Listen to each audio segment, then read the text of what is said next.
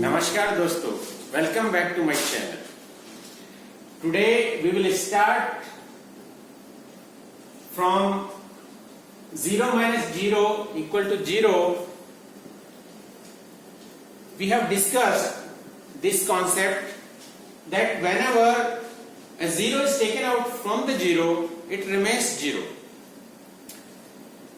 और ये जो संकल्पना है ये ब्रह्म की संकल्पना भी है कि ब्रह्म जो है परिपूर्ण है अपने आप में, और ब्रह्म से ब्रह्म अगर निकलेगा तो ब्रह्म ही रहेगा क्योंकि ब्रह्म अनंत है। अब जो है हम एक दूसरे कॉन्सेप्ट के ऊपर जाते हैं कि जब 0 में 0 जुड़ता है तब क्या बनता है। तब भी हम जानते हैं कि 0 प्लस 0 रिमेन्स 0। जब सृष्टि में कुछ नहीं था, इस सृष्टि का अस्तित्व भी नहीं था, ना पृथ्वी थी, ना सौरमंडल था, और ना ही ग्रह नक्षत्र, इस ब्रह्मांड का अस्तित्व भी नहीं था, तब क्या था? तब जो है एक ही ब्रह्म स्वरूप वो ईश्वर था, शून्य ही शून्य सब तरफ विराजमान था।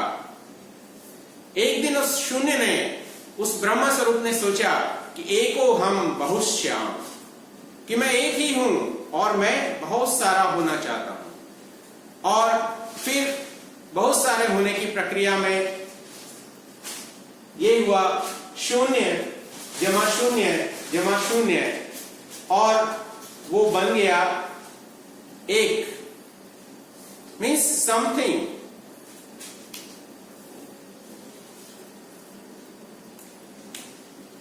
और फिर वो समथिंग जो है फिर दोबारा समथिंग में जुड़ा तो वो और ज्यादा बड़ा समथिंग बना, और इस प्रकार से समथिंग प्लस समथिंग मिलके वो बन गया everything, and it becomes infinite.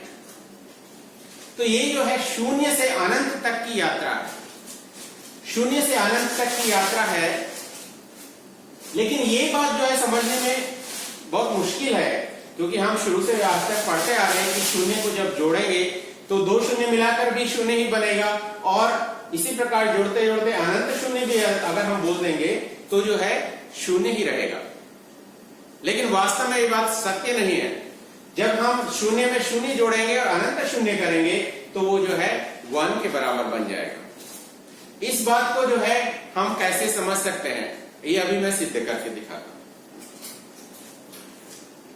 हम गणित में एक और जो है संकल्पना है, वो हम सब जानते हैं, है बिंदु, point. What is a point? Point is a dimensionless entity which doesn't have breadth, which doesn't have length, which doesn't have height. Even then it exists in the space, and if we take 2 points, is another 1 point, and suppose it is a 0 and it is 1, then what is in between them? What is in between them? This 0 and 1 means what is there in between the 2 points? There are again number of points. In between 0 and 1 there are number of points. But those number of points all have dimension 0, because dimension of each and every point is 0. So if we add up 0 plus 0 plus 0 plus 0 and we get 1, we reach up to 1. So this proves that if we add infinite number of points, we can get a line, and line have a dimension. That means it has a length. It becomes 1 from 0 to 1. And again, if we go ahead adding infinite number of points, then from 1 we can get 2, 3, 4, 5 and up to infinity. This is the marvelous concept. This is the power of 0, that from starting from the 0 and adding all the zeros we get 1. And in reality, just like the computer language, those who can understand that computer understands only two things, 0 and 1. And all the data, all the video, audio, numbers, alphabets, everything can be converted into 0 and 1. Similarly, in this universe also, everything is composed of two things, something and nothing. Nothing is shunya and something is energy. Shiva and a Shakti. When Shiva is alone, there is nothing. There is shunya, complete darkness, complete inertness, no action.